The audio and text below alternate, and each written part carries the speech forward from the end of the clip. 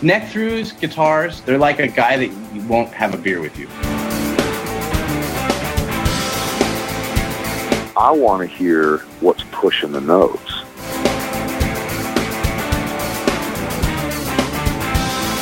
Freddie King and B.B. King, Albert King, and let's not forget Burger King.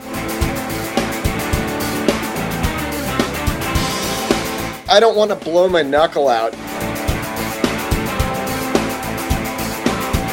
Stainless steel is the work of the devil. These go to 11.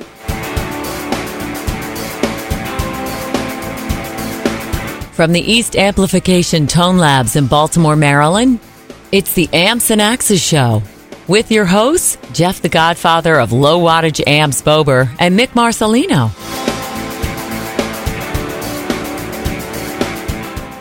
Well, good day to you, Mr. Bober.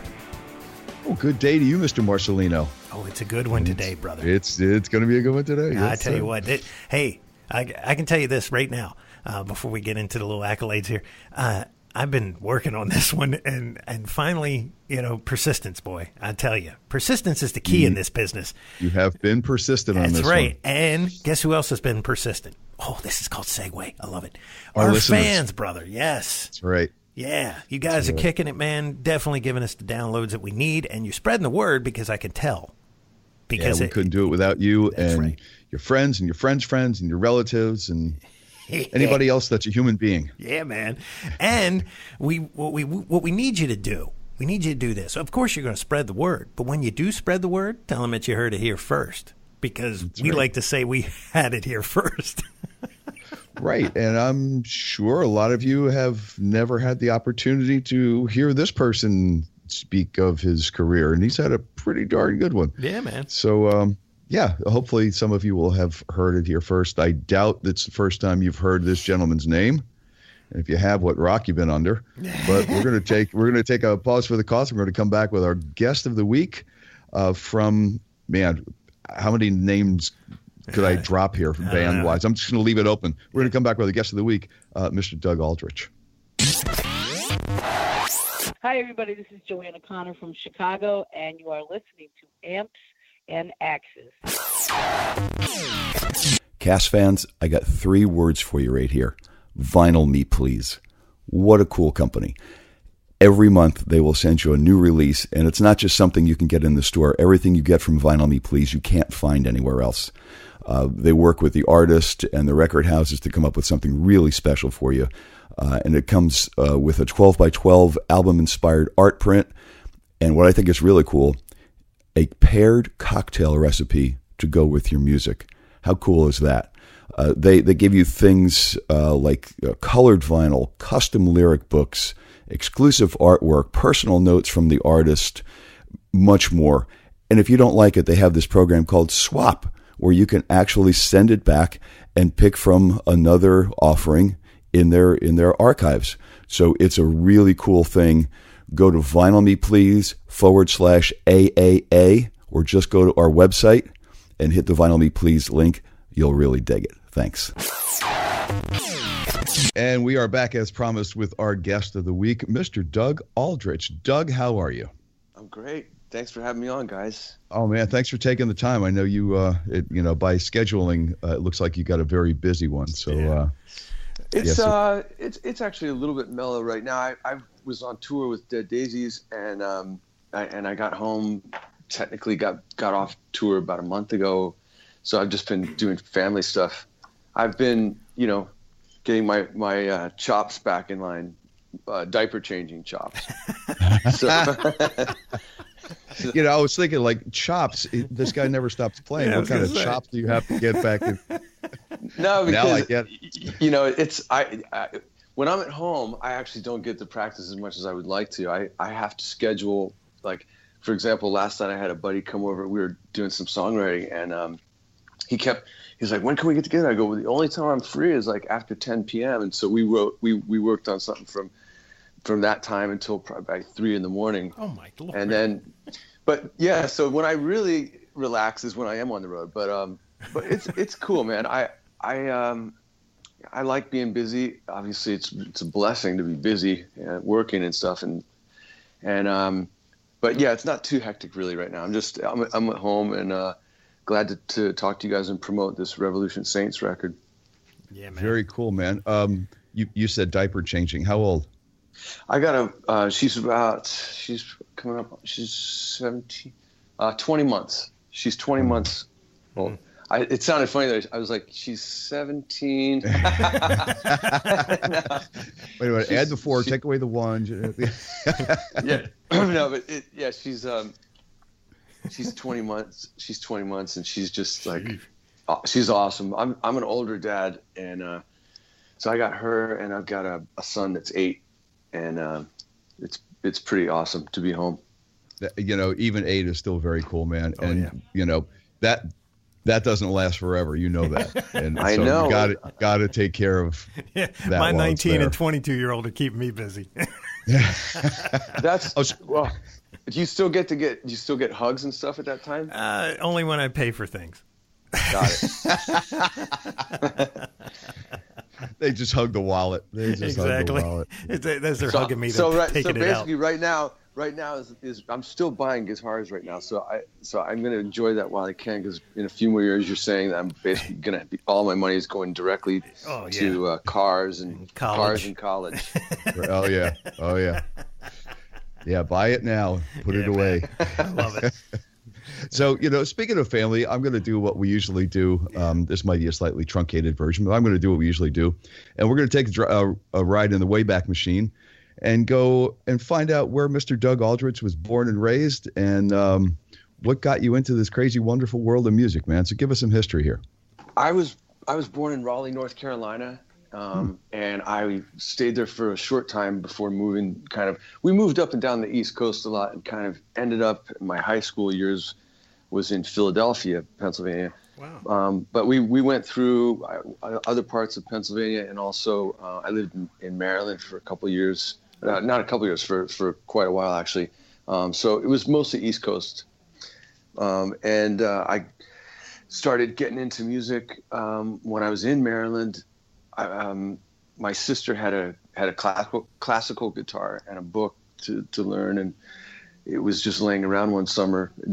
There was nothing happening, no school, no sports. My friends were all away, and I decided I should try and play that thing. It's pretty cool. Did she play?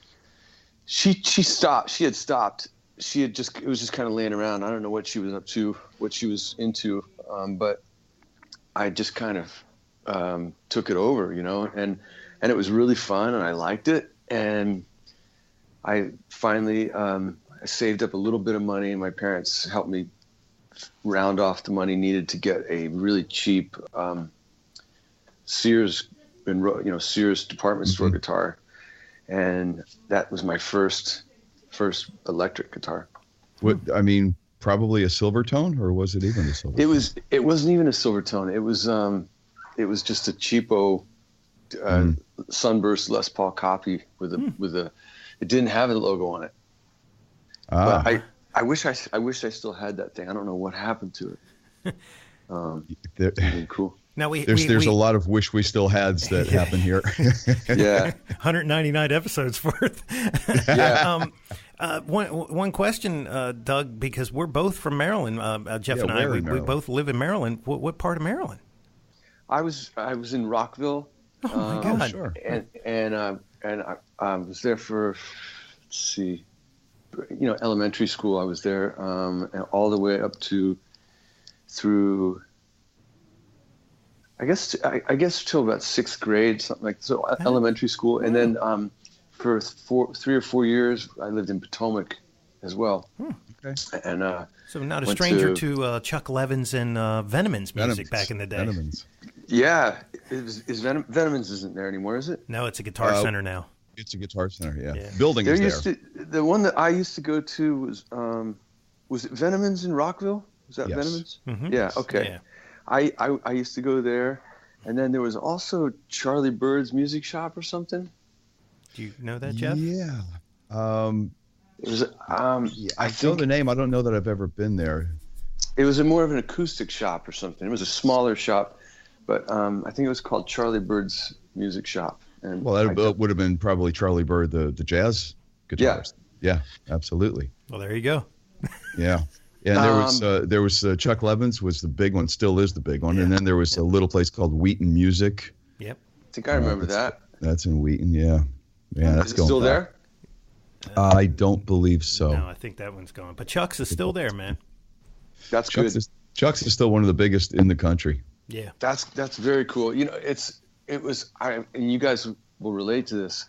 Sometimes you'd have these music shops that they were just, you know, in a little storefront or a corner shop somewhere, and it was just a bunch of used gear. And they'd have, when I was in Philadelphia, there were a few of them, and you used to go in there and there'd be so many amps and used stuff stacked up and tons of really killer guitars, and all those shops are pretty much gone now, from what I can see, and they've had to really step up their game to become to stay afloat. But yeah. When I was a kid, man, it was great. There were music stores everywhere and all kinds of crazy gear. And the guys there were cool, man. You know, they were real working musicians that were, you know, just these salty dogs, been doing it for 30 years, but they knew everything. And they always had, you know, it's like a hardware store that was around the corner. It was something they had that nobody else had, you know. That's it. I remember the guy that was running this one store I'm thinking about in Philly. I think it was called 8th Street Music. I can't remember, but the guy looked like he kind of looked like Paul Stanley. You know, he was like just a cool looking dude, and he'd sit there all day and just, you know, talk to people and pluck around on guitar and stuff. That's cool. But even in LA, when I was here in the up until, you know, like the early 90s or the mid 90s, there were some used guitar shops that had tons of stuff, and you could find really great deals on stuff. And all those places went away, and it's basically like the same as you. There's Sam Ash and Guitar Center. There's a couple little specialty places, but you know, times changed. Yeah, man. Yeah, I mean, even New York, you know, the whole 48th Street, you know, all those guys are gone. I just saw on Facebook the other day, Matt Umanoff is finally closing. I think he was the last one. Wow. So it's just not what it used to be, for sure. No, that was I never really got to go through there too much, because every time, you know, in New York, it would always be just run and gun because it's so expensive to be there. So I never really got to hang out at those places. But I did see recently online, I think Joe Bonamassa just bought the Old Manny's sign. I'm pretty sure. Wouldn't surprise me any. Yeah. Pretty soon you're going to be able to pull up to Joe's front door and actually go in and buy something. Yeah, it's going to be. Sure. I would hope so. He's got. Where's he putting all this stuff? He's in LA somewhere, man. I mean, you know, he's gonna own the original Vegas sign someday, you know, because that's his you know, logo now anyway. Exactly.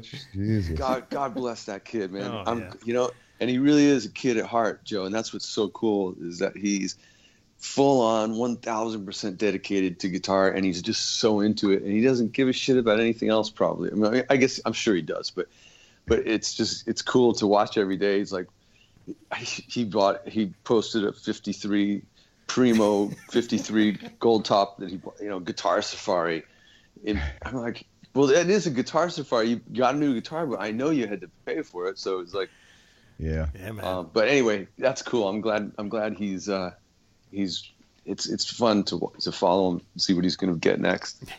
Yeah, he's like the Japanese buyers used to be back in the 80s and 90s. Yeah. They just buy up everything. You know, he's like his own little Japan. I know Joe, and he's a really cool guy, and I'm sure you guys know him too. Yeah. I've never been to his place, but at some point I'm going to assert myself and go, Joe, I got to see what's over there. Come on, let's have taco night over at Bonamossa's place. Absolutely. You know, he's got a Les Paul you'll love. At least one. You know what? Last time it was not the last time. A couple years ago, he played in L.A. and I went backstage, and actually it was the first time I had ever met him, and he was very nice and complimentary, and said, "Hey, do you want to see my guitars?" And I'm, yeah, great. So we go and look at him, and he shows me he had a couple of 59s with him, and he's handing it to me, and I'm grabbing it, but he wouldn't let go. It was like, here, you can touch it, you can look at it, but you can't. I'm not going to let go of it just in case. And I'll never forget that. It was cool. It's a smart thing because you know how many times people probably go, oh yeah, and they have rings on their fingers and they scratch the neck, or they worse, potentially could drop the thing or whatever. Yeah, and they give you that Les Paul smile. He actually does. Yeah, he actually does carry them around and play them. It's like, wow, man. It's great. I love it. I think that's super cool. If he can afford to have one, he should play it. If he, hell yeah, man. And he's such a phenomenal player anyway. They're made to be played. But enough about Joe. Yes. Let's get back to Doug. Cool. Let's get back to Doug. So you were picking up this acoustic and this book, and I'm assuming that's where it all started. Yeah, it was just, at that time there were not so many distractions as there are now, which it kind of, kids these days have so many options and distractions that they get into. At that time, when I was a kid in the 70s, there wasn't any of that. So finding a guitar and learning how to pluck on it was like a great thing. It kept me out of a lot of trouble and kept me focused. And it was every day that you learn something new or somebody shows you something, it's like it's just like it opens Pandora's box every time, learning a bar chord or learning how to bend a string or something, it's pretty cool. Oh yeah. Yeah, it's always a revelation, So when did you get together with other people and start making collective noise? When I got that first electric guitar, the cheap one, it basically I was gonna play bass at first. I decided I had learned the classical guitar, not classical technique, but just on the nylon string guitar. And then some friends said we should make a band, and the one guy said, he wanted to play guitar, and I said, okay, cool, I'll play bass. And then all of a sudden he's like, nah, guitar's going to be more, this is going to sound bad. Guitar's going to be more difficult, so I want to play bass. So I said, okay, I'll play guitar because I already kind of play a little bit.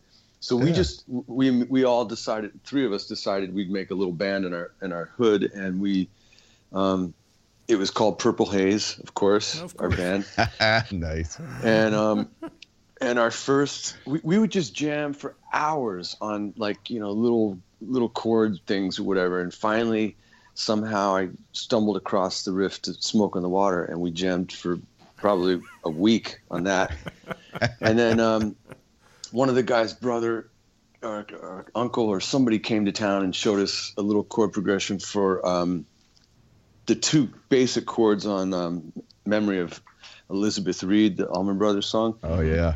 And he taught me how to play the rhythm chords, the two chords, the two changes, and then he took a guitar and soloed for probably what seemed like another week. So we just would jam those two chords, and he just was like wailing out, just having the So it was just a lot of fun doing stuff like that, and then somebody taught me how to do a bar chord, and it was like, wow, that's okay. That opens up a whole new thing. Yeah. And little things like, hearing what a wah-wah was, but not knowing what was making that sound. And then actually seeing somebody use a wah-wah is okay. That's awesome. I'm going to have to get one of those one day. And it was like that for a while. Eventually, as I got older, my older sister was dating a guy in Maryland that had a Les Paul that he wanted to sell, a real one. Mm-hmm. And I don't know why he wanted to sell it. It was a 73 gold top, but I had this Sears Sunburst, and he said, well, I've got a Gibson Les Paul. And I said, he said, it's a gold top. But I didn't know that a Sunburst was called a Sunburst. I thought the guitar that I had was a gold top. So when I go over to his house after, saving as much money as I could, he sold it to me for $300. I opened up the case, and I just looked at, the first thing I did was look at the headstock and saw the logo, and I was just like, cool. And I looked down, and it was a gold top. I went, what color is this? He goes, it's a gold top. I said, what? No, I thought the gold top is like what I have. And he goes, no, that's called a Sunburst. and I thought the gold top was kind of ugly. You know, it was like, you know, because I liked Jimmy Page's guitars. I thought that was the coolest looking Les Paul at the time. But I decided I wanted, you know, of course I was going to buy it anyways. I wanted it. It's a real Gibson, a real Les Paul. And I'll never forget the feeling of having that in my hands.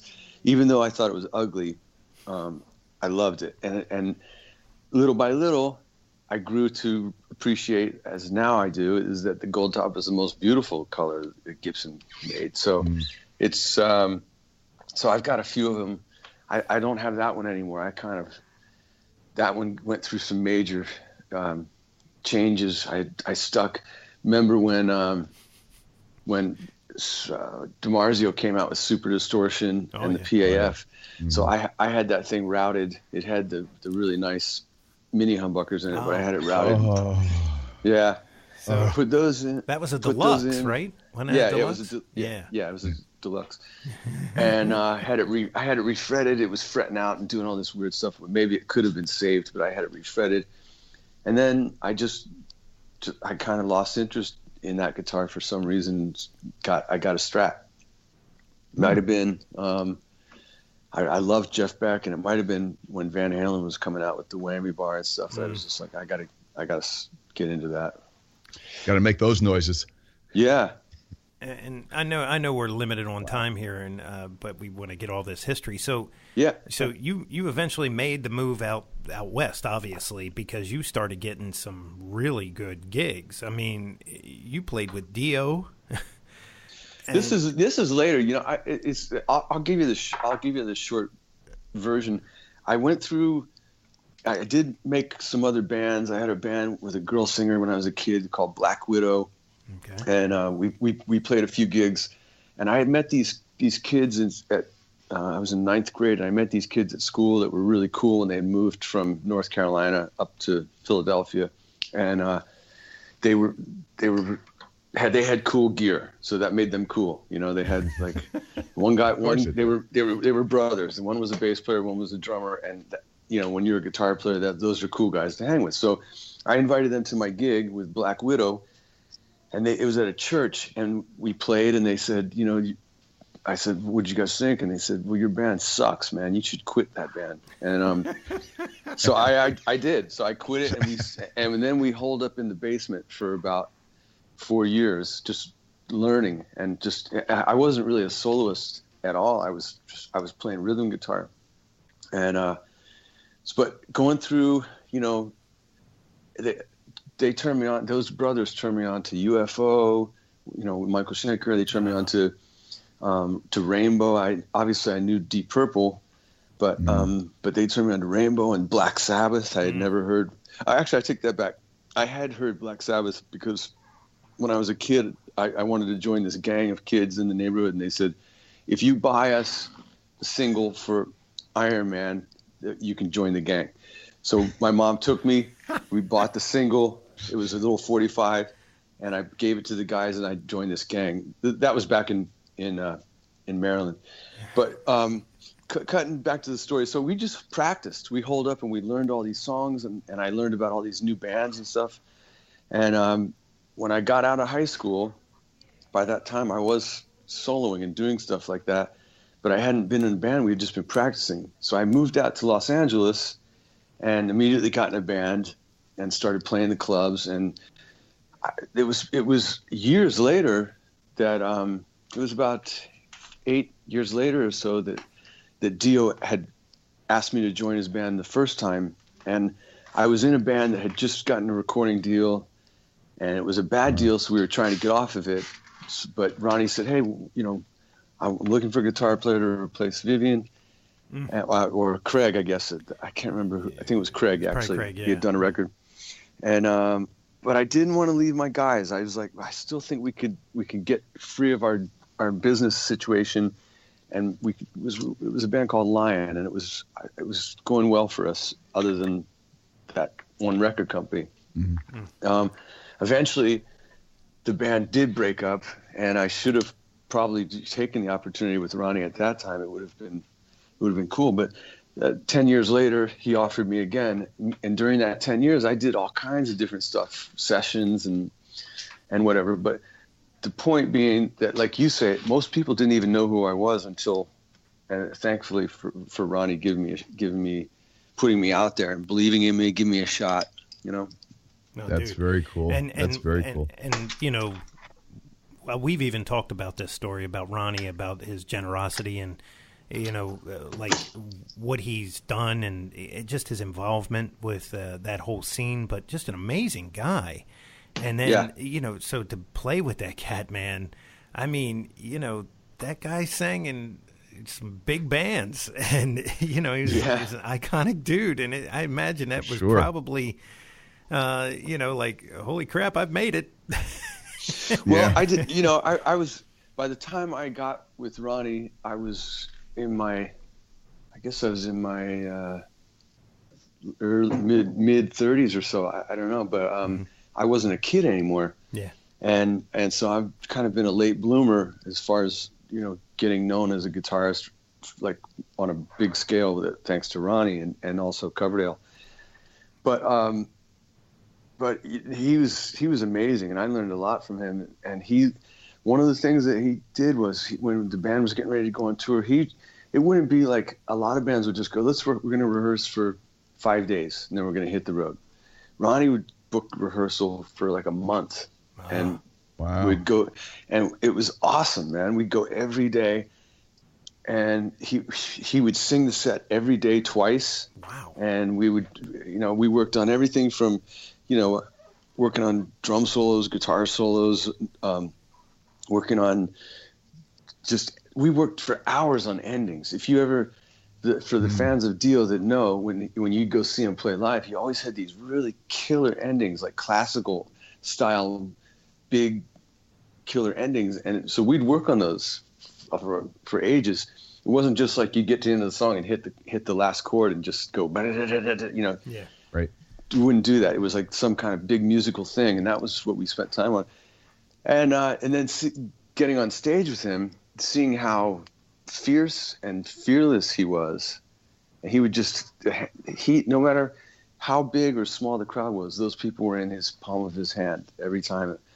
And it was great to see, and it was inspiring. And I learned how to, you know, kind of move around the stage and make sure I was out of his way so he could do his thing. But also, when he went all the way over to stage left, I'd kind of drift behind him and fill in the spot in the middle, or go up and play next to him sometimes. And then I'd get out of his way, and he'd be working the stage in the middle. I'd slide back to my spot. It was just like learning how to be comfortable. Like choreographed. Yeah. It was like a Almost. natural. It was like a natural thing. It wasn't like planned. I learned to. It was like defensive ends football. You know, trying to read the offense but it was cool, and we really played well together. And then I got the call to join Whitesnake, and I was very excited about doing that. So 2 home runs and a Right. And then I want to get into gear for a second, but it just surprises me that you mentioned that he would run the set twice a night, and guys were like doing this for a month. And that, from a vocalist, it's like, it surprises me that he wanted to or was able to do that, because, you know, by the time you rehearse for a month and to get out on a tour, it's like, what's left of your voice? Yeah. His voice, it was bulletproof at that. The only time he ever had trouble was, you know, if he got sick. Yeah. And it was very rarely that he got sick. Wow. Because it was just, you know, until the end when he did get cancer, you know, he was pretty much, if he had a cold or if his whatever, he never complained about, oh man, it's too cold in this bus, we got to turn the heat up, or, you know, it was never like that with him. He was not a delicate, his voice was not delicate, and you didn't have to baby it. Awesome. But he loved rehearsal, and because of that, I love rehearsal. That's my favorite part of the process of getting ready for a tour, is actually going in the rehearsal and tweaking your gear and trying to find your sound. You know, every day we're always trying to find our sound, even after all these years.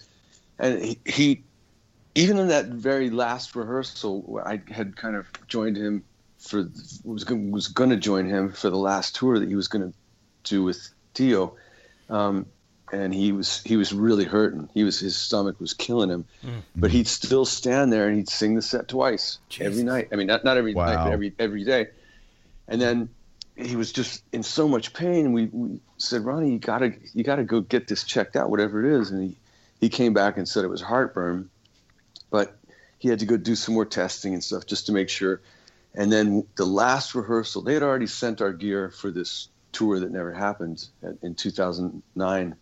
And they had sent our gear to Europe. And the last rehearsal, we got there and Ronnie wasn't there.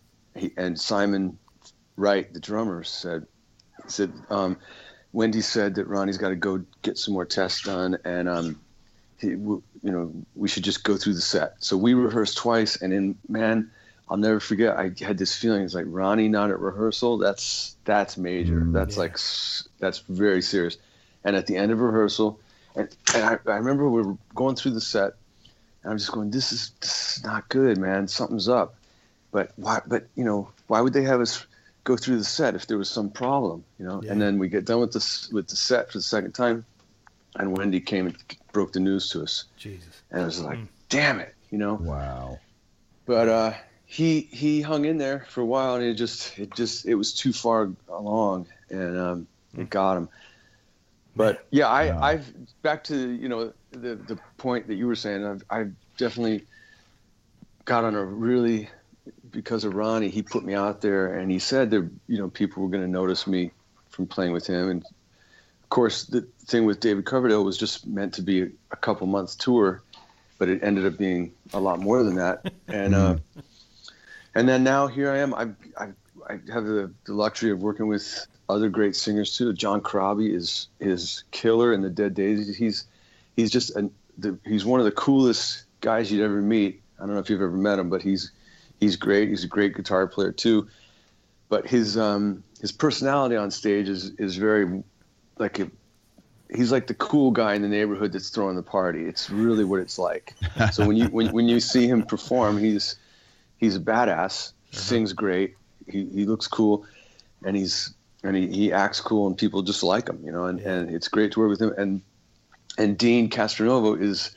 I mean, this guy's voice I was just going to go there. Yeah, it's insane. It's insane that his voice is that good, and he's not just he has never been discovered as a singer before. I mean, he's always been one of the most badass drummers, but listen to him sing. It's just unreal. Yeah. He's got a voice, on par with like. Kotzen, Cornell, kind of thing. It's like that, unique and great and professional, and it's so good. Well, he also, as you guys, I'm sure you noticed, he's got a very similar sound to Steve Perry, which is yes. If you, that's how he got found out. It was he was doing the Journey song off Escape. Called Mother Father. I've seen a video of him doing that. It's incredible. Yeah, and so the record company saw him do that, and they're like, we should make this guy, we should do a solo record with him singing. And that's how the whole Revolution Saints thing happened. Is he said, they said, who do you want to have play? And he said, I want Doug and Jack. And we had all been friends through Dean, and then they said, okay, well, let's make it a band. And that's what happened. So the first record was written for Dean, and then we kind of souped it up ourselves when we recorded the parts. But this record, the Light in the Dark record, is we wrote it together and recorded it together in a normal band kind of situation. And I think I don't know how you guys feel about it, but first of all, have you heard it? You've heard the... I've heard some of the songs off of the first stuff, right. But you guys never even got to go out with that, right? No, that we never did because we all had different schedules happening, and it just never happened. But when you get a chance, when they send you the new record, yes, it's a definite it's a good growth. It's definite. It's stronger than the first in a lot of ways, and part of that is down to the fact that we recorded it together. We tracked it together. We all came in with our ideas, and then we took each one and broke it down and rebuilt it. And then once we had the arrangement, we went in and tracked it. And so it's fresh. Awesome. So that's awesome. Yeah. Now, I just want to touch base on gear for a little bit. Yeah. What was your gear like, Dio and Whitesnake kind of thing? And what's it like now? And is it different than studio? Do you use actual gear and move air in the studio, or is the studio thing virtual for you? Well, it's changed a lot. Where you can actually you can track and do things with plugins, and then you can reamp later, which is the key thing that I really like. Of course, if you can be in the studio working on a record and you've got a couple months, then bring all your amps and by all means make the decision, commit to a sound, record that amp and commit to it. And don't even bother with plugins. And for people that maybe don't know what that is, you guys obviously do, but But in Pro Tools, for example, there's all these amp simulators, and you can just record a direct guitar through that amp simulator, and it sounds like a really great amp. And then you can take that direct guitar sound that's going in the amp simulator, and you can send it back out of the computer into a real amp and record that amp. So it'll even sound sometimes better than the plugin. Most of the time better. Yeah. But and that's helpful because then you don't have to commit to the sound, and you don't have to search for sounds for hours while you're really wanting to just play. That used to be a thing in the studio, was trying to be moving mics around, trying different amps and different guitars, and it's just I just wanted to play. I don't want to have to do all that stuff. Yeah. But it's a big time suck. I mean, it's worth it, but it's a big time suck. Yeah. It is, and you can lose inspiration. That's right. Well, Unless you are just basically sitting there and somebody else is running around doing it. But a lot of times now we're all recording guitars at home sometimes, and so I'd be running from my control room to my little studio, my amp room, and moving a mic a half an inch and going, I don't know if that's better, and I'd run back and I'd check, So finally, I started using these plugins for certain situations because you could get a pretty good sound out of it, and then you could reamp it later. And so I'm doing that a bit now. But gear-wise, live with Dio, it was a kind of a wet, dry, wet rig. It had 3 cabinets mainly going, which with Ronnie I would make it 6 cabinets with 3 signals, because Ronnie everything was loud with him. And it was basically my main sound was a Super Strat or a Les Paul into a modded 79 JMP Marshall, the Mark IV Super Lead, I think it was called. But I was the first amp that I got when I moved to Los Angeles, and I've used it on tons of records. And in fact, I rented it to a couple people. Satriani used it on The Extremist, and some other. He had his gear stolen, and he needed an amp. And anyway, but that was my main amp, and then I'd take that signal and split. That would be my dry sound, and then I'd take a split off of that into a power amp that had effects on both sides, and that was my Dio rig. And then it I kind of started with that same rig in Whitesnake, but then I kind of simplified it down to basically a stereo rig with effects blended in for solos and stuff. My normal sound would be just kind of dry, and it would just be like a kind of an AC/DC or something like that kind of sound, and then I could pump it up with either pedals or the Furman PQ3 was what I was using a lot back then. PQ3, man, yeah. Dimebag Darrell. Yeah, there was even prior to Dimebag Darrell, when I moved to Los Angeles, there was a guy called Chris Hagar. He played in Rough Cut. And Chris was the first guy to have a Floyd Rose in Los Angeles in 1981 or 82, and it was the one that didn't have the fine tuners. It was the one that you had to bolt it down. And you had to kind of adjust the string as you're tightening the bolt so that it would be in tune. Yeah. But then he would just and so he had that, and then he had 2 50-watt Marshalls with a Furman PQ3 and then a Lexicon PCM 41. Wow. And he had this sound that was just it was just insanely huge. It was like Randy Rhoads on steroids, kind of thing. Nice. And he had the tremolo bar, so he could just go crazy. And so that was the thing where people were like, okay, you need a preamp to jam the front of the amp. Well, I didn't have the money for that, so I had a DOD single knob preamp. I forget what it was called, but it was just a clean boost. Right. And then I jammed that into the front of a 6-band EQ with 18 dB of boost on the mid-range, just and then into a little hush box that would quiet it all down. Mm-hmm. And then I'd take a split off that, and one side would go into one side of the split would go directly to my first amp. The other side would go to a MXR stereo chorus, and that would go into 2 signals. One side would go to my second cabinet.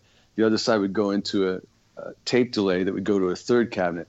Damn. And wow. So that was my sound back in the early 80s. But anyway, I'm kind of going backwards. That was my first guitar sound, and it was pretty big. It was awesome, but it was very one-dimensional, as you can tell, jamming that much signal into a front of an amp. But then with Whitesnake, I narrowed it down and started getting just a 2-cabinet rig going, and I still have that kind of rig now. But at this point, I'm just back on pedals and traveling light with pedal boards because it's I don't know. It's we're always experimenting and chasing and doing stuff, and I started to want to get away from long cable runs and stuff, and so when I put together a little rig for the Dead Dasies tour, I found this wireless called Electrosonics that Slash was using, and Steve Stevens and a couple of guys who are definitely tone guys. And it's a high-end wireless, and I used to hate wirelesses. I would never use one. Always used a cable, and but I found this wireless, and it's as close to being a cable as you could ever imagine. And the receiver is like the size of a pack of cigarettes, so it can sit on the pedal board, so you don't have to run all the way back to your amps and then run a cable out to your pedals. Oh, that's very cool. Yeah, so it sits on the pedal board. Your guitar goes straight to that, into the pedal board, and straight back to the amps, and that's what I'm doing right now. Electrosonics, you said. Yeah, they make they kind of their specialty was doing wireless systems for video and for audio for NFL and sporting events where you can't afford to have dropouts. And they don't. It's really, really high end rig. We're not going to put that in the cheap category. That's for sure. I just Mick, it sounds like you already pulled it up. I pulled it up. Yes, you can get a real nice guitar with this. No, I know, and that's the thing is like I didn't want to spend that kind of money on a wireless because I hate freaking wirelesses. But there was a gig that we did. I was on a cable still, and there was a gig that we did with Hollywood Vampires with. It was Alice Cooper and Joe Perry and Johnny Depp. We did this gig in Germany, and it was the last time I used the cable. Was because these guys it was like obstacle course on stage. There was fans sticking up. There was monitors everywhere. There was mic boxes where microphones were plugged into. And so I'm trying to like maneuver my cable through this thing. And I spent more time doing the Richie Blackmore snake thing, trying to free it up than I did playing guitar. So I was hanging with my buddy Phil Susan, the bass player who used to play with Billy Idol and Ozzy, and he goes, he's an awesome dude, and he's a really cool guy. He goes, Doug, you should really try these wirelesses I've been using. They're really great, And I go, oh man, I hate wirelesses. He goes, well, just check this, take this thing, check it out. And I did. I put it through its paces, and I was like, damn, this thing is. It's pretty. It's hard to tell, pretty much. Well, that's good. And then, so for people who maybe get a gig or maybe have the means to they can spend that kind of money, it's worth it. You can buy a wireless for $200 and your guitar is just going to sound like crap. You'll be able to walk around, but it's not going to sound good. Yeah, and if you spend a ton of money on everything else in your rig, you like the best boutique pedals, and I just got this cool boutique amp, and this this guitarist gets custom made. The last thing you want is to sound like shit because you're wireless. Exactly. So, I wouldn't. I still don't even like. If I play a club or something, I don't want to. If it's my gig, I don't want to play a wireless. I'd rather stand with the shortest amount of cable, and that kind of leads back to what you're saying about the studio. In the studio, if I'm not using a pedal, I don't want to run through it. I don't want to run. I don't want to run through a wah-wah all the time just because I might use it once in a while. I want to decide what songs I'm going to use the wah, and then maybe only for that song, or even only if it's in the guitar solo or whatever part it is, then it'll be plugged in. Otherwise, I want to go as clean as I can right to the amp, and keep it, keep the guitar, breathing and keep it clean. And George Lynch will tell you that he said at one point, George is experimenting with everything. He's decided that the optimum length for cable for guitar to amp is 10 feet or something like that. It was like, there's some, he decided that it sounds better than 9 feet or 11 feet. 10 feet sounds the best. Him and Eric Johnson got together. I was just going to say, he's got the Eric Johnson thing. Yeah. He probably has some of Eric's gear. He's one of those guys that's got a ton of gear too. Wow. George. Yeah. Unreal. Yeah. Known him for years too. So we're going to see a tour on this with the new stuff, right? We hope so. We got some great offers on the first record that we were not able to do just because, like I said, our schedules. And if we can, if the record, God willing, does something good and we get a good response from it and we get some offers, we would love to do it. And in fact, Dean and I talked about doing some charity stuff, and I think now would be a great time to do something for you can pick, there's so much. Yeah, pick your town. So much crap going on. Pick your tragedy. Yeah, wow. Exactly. So it would be a good thing to, because that's one of the things about the record that when you hear it, it's called Light in the Dark. It actually comes out in a week from tomorrow, Friday the 13th. Awesome. And it's kind of it's a very positive, got a positive vibe throughout the record. It's melodic rock with a lot of guitar shred stuff and some cool riffs and great vocals. So, and it's got a good message. Light in the Dark is basically like, Dean wrote that about a situation that he had been through where it was a very bad situation, and he had to basically hunker down and pull it together. And every day he's just focusing on, the light at the end of the tunnel. So sweet. That theme runs through the record. Yeah. And I tell you what, I'll get all the links to you have a website, I'm sure, right? Don't you? I think I've been on your website. I have a website that is it's not super active, but I am active on Twitter and Instagram a lot. Where all that stuff, every single link for you is and we'll put them all up there. We'll do Dead Dasies, we'll do Revolution Saints, we'll do Burning Rain. Cool. Everything we get, everything I can find, that'll live up on the episode. And Jeff, that'll live in perpetuity. That's right. And for everybody that doesn't know what that means, that's forever. Forever. So, or until we lose power because it's all electronic. And but let's hope that doesn't happen. Exactly. Let's hope that we don't get an EMP or whatever that. Exactly. Well, all the modeling stuff will go away, and there you go. Your JMPs. Then we're back to still tube amps, baby. We're back to tube amps. We'll be back to acoustic guitars, I think. Yeah, exactly. Doug, you're going to be at NAMM, correct? I'm pretty sure I will be. Yeah. Okay. Well, what's weird is that I've been going to NAMM since I got to Los Angeles in 81 or 82 was the first time I went there, and most of the time I'm there, but there have been some times that I'd be working on tour or something. So I try to go, but you never know. And the other thing is my wife's birthday happens on that weekend, so it's always a little dicey. It's always a little.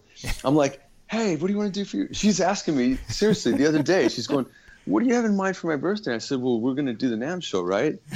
She's like, well, but like a party, and do you want to do it in the daytime or do you want to do it at night? I'm like, it's October. Your birthday's not till January. She goes, well, I was just wondering if you thought about it. And I'm like, no, I haven't thought about it yet. Well, just take one of the NAMM after parties and bring a cake to it, and then it's one big party. There you go. Well, here's the thing, Doug. We're going to be there, and we're going to be shooting some video footage this year because we're doing a little thing with Phil Oliveri from Solo Dallas.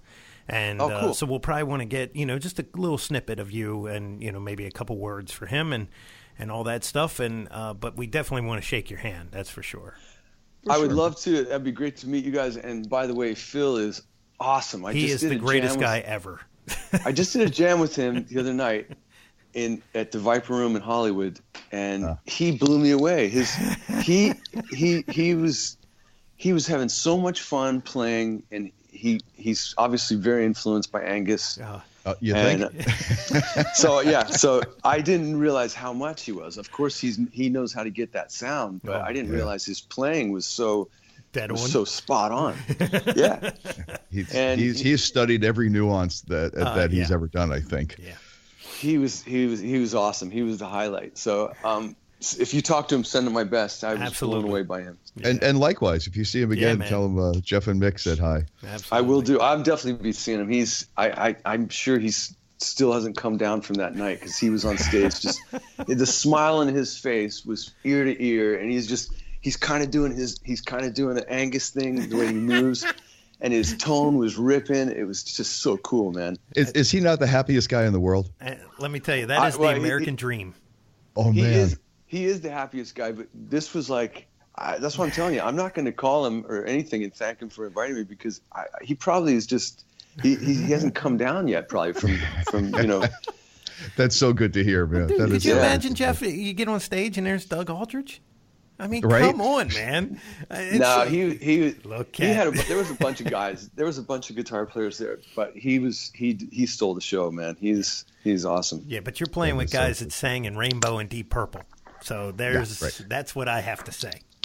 that doesn't suck. And I'll tell you what, too, the guy in Burning Rain, Keith St. John, if people want to check that out, it's on Spotify, the first 3 records. Okay. We had been doing this since the late 90s, and we've never actually had an opportunity to do a long tour. We've done gigs, we've gone to Japan and done some stuff in Europe and whatnot, but we haven't done a proper tour. And next year, I hope that we will be able to do that. We're going to make a record, and part of the thing is if we're going to do another record, let's just go out and tour it so that we can. There's a lot of people that want to see the band and never had a chance. And Keith's a great singer. He's like on I've par got a with couple all of those your guys. songs off of I don't even know which album, but I listen to it all the time, and I'm like, man, some of this stuff is just ripping, man. That's cool. Well, we're gonna have to keep an eye out if you're in the Northeast with any one of these projects that you play with. We'll keep an eye out. I think there's a good chance, Jeff, if you look up in the sky and you see a plane, it's either got Joe Hoekstra or Doug. Or Doug on it. That's it. It's those two. I know Joel's always taking pictures from the plane, isn't he? He's always in a damn plane. New York to Mexico City or whatever, LaGuardia. Yeah. It's crazy. All right, man. well, you guys, thank you so much for having me on, and thank you. I really appreciate it. It was very fun to talk to you, and look forward to meeting you hopefully at NAMM. Yeah, man. Thank you very much, Doug. Right back at you, man. Thanks for taking the time, and go do your other interview if they've got their stuff worked out, and hopefully we'll see you in January, man. Yeah, man. All right, sounds good. Thanks, guys. Much continued success and safe travels, my friend. Thank you, guys. Thanks very much. All right, you're welcome. Thank you. All right, bye. As a special offer to our audiences, warbyparker.com will give you a 5-day home try-on complete with 5 pairs of glasses to choose. Just go to warbyparkertrial.com/AAA to get a free 5-day home try-on. Warby Parker makes buying glasses online easy and risk-free. Their home try-on program allows customers to order 5 pairs of glasses to be shipped directly to them where they can try them on in the comfort of their own home. For every pair of glasses sold, Warby Parker distributes a pair of glasses to someone in need. Warby Parker makes buying glasses fun, easy, and pain-free. Warby Parker keeps their styles highly curated, fashion-forward, and extremely wearable while including high-quality lenses and coatings at no additional cost. Warby Parker makes your experience completely risk-free and free shipping all around. Visit warbyparkertrial.com/AAA to begin your free home trial on experience today. And there you have the story. Oh, man. Straight from Mr. Aldrich himself. Let me tell you something, man. Let me tell you something about that cat. You watch some of his rigs rundown stuff. I mean, he is almost straight in. I know he was talking about some of the bigger rigs in the old days, but now it's like JMPs and just that pedal board and boom, and that Les Paul. And he has got that thing slung down low and burning, brother. And he's still got that original JMP from the 70s. Yeah. The modern one. That's so cool. And he cooked one of them at the Ram's Head. In Baltimore, when he played, he posted it on Instagram. But he cooked one of them, and he was like, "God, I hope it's fixable." And wow. I heard the stage volume was insane. I'm sorry, I still love that. He's that kind of guy. He's old school like that. And you know what though, man? I mean, he is. To play with those guys, David Coverdale and Ronnie James Dio and all these bands that he's been in, it's not, he's the cat, man. He's the hot commodity and listen how nice that guy was, Totally. I just, story after story. Yeah. And he's another one, East Coast decided to go left. Yeah. Just went pick out there up, go. And look what happened. And you persevere, and look what happens. And he said, it was like a late bloom thing, but look what he did, man. I mean, he got to play what with he's still doing. Icons. Yeah, exactly. Absolutely. It's crazy. Absolutely. And that Di Castronovo's got such an incredible voice. Yeah. And it's him and Castronova and Jack Blades. Yeah. So I don't think you're short on vocals. Revolution Saints is. No, I don't think so. No, I think you're good. Yeah. So until next time, my friend. That's right, because it just keeps getting better. I hope so. I'm Mick Marcelino. I'm still Jeff Bober. And we're always saying, onward.